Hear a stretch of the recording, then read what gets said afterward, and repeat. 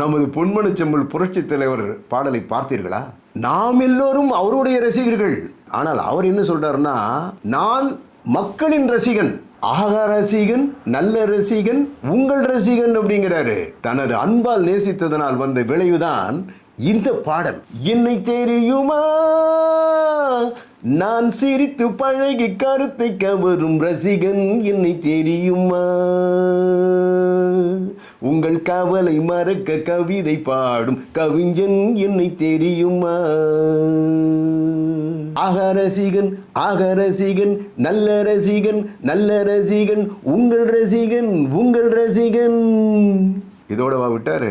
நான் புதுமையானவன், உலகை புரிந்து கொண்டவன், நல்ல அழகை தெரிந்து மனதை கொடுத்து அன்பில் வாழ்பவன், ஆடலாம் பாடலாம் அனைவரும் கூடலாம், வாழ்வை சோலை ஆக்கலாம்.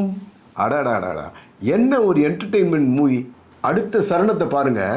இந்த காலம் உதவி செய்ய இங்கு யாரும் உறவு கொள்ள, இந்த காலம் உதவி செய்ய இங்கு யாரும் உறவு கொள்ள, அந்த உறவை கொண்டு மனித இனத்தை அளந்து பார்க்கலாம், இசையிலே மிதக்கலாம், எதையுமே மறக்கலாம், இசையிலே மிதக்கலாம், எதையுமே மறக்கலாம்.